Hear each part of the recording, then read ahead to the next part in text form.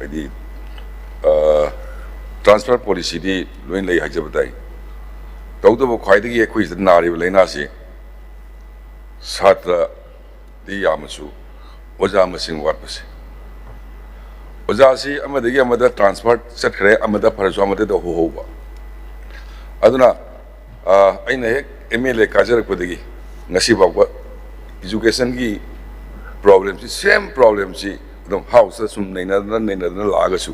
ꯃꯁꯤ ꯁꯣꯂꯨꯁꯟ ꯑꯃ ꯄꯤꯗ ꯑꯗꯨꯃꯥꯏꯅ ꯂꯩ so far my knowledge is concerned aduna ai yam sang kumjaroi koi education department gi su sida leibiri awat po ja sing si athubuda mengkat pa yana ba process loina hojare aduga oja du masing suragadi karai da watli wate haibudu manage do ya do budu sagi kare ni amada pire amada wat sigi chronicle issue haidare si loisan na ba punna mateng pangbiu dumai thamjage dagi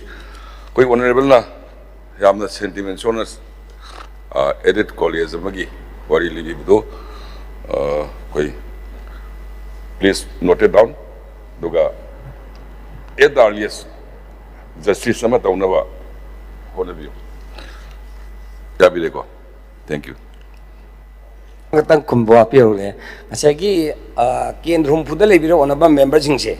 Sijegi na chairman wenna baidi ini infrastructure oigara school ai kendi school khudi maki hatare mamang da tobiram bado. Adu yam effective oya de school phali mission maka do orgasu kendi MLA chairman bado school dun phagalle. Sumai tok na every school khudi maki hatare na simtang tobi badi amakatang ani chitau buda. Khoi da litan pukpe na handaki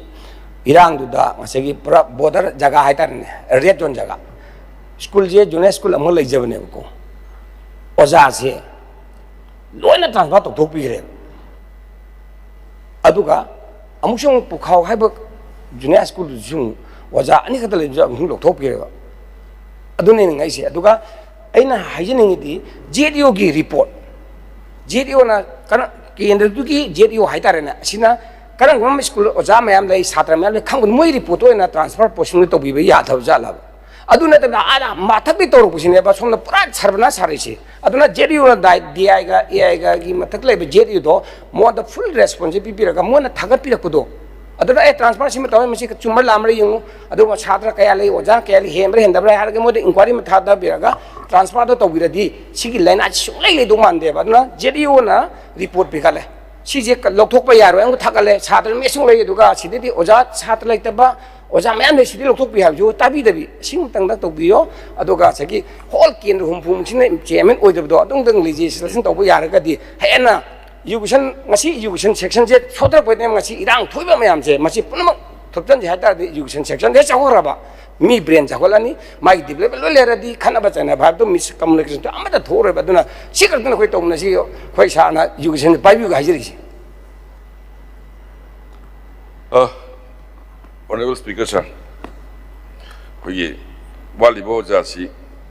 47% aduna sagi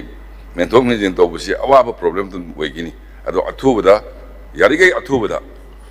si oja sing walisi hapsan na to da mayam su mateng ba bi doi hana su thamjare dum ya biro aduga school college khuding maki chairman koi honorable member sing na oi bai du di sagi badu achumba jaga su york pe ram jaga su york pe matu ta I department khana jaga nai tok jage thank you jena bana chate ko session ne koi normal college do adung tang gaming ko do session chate adung tang kya te ka thapi na ba to bi thank you honorable adumadi session gamari leina halaroise maramdi say ai honorable na haiba khudimo patient hearing hoizari maramdi sagi achoba whatever change tor patara gadi kari changi changde then kari dugol lei lekte tanwa gi matam logodo ni na wadudi session gamari leina halaroise demand number 17 38 40 48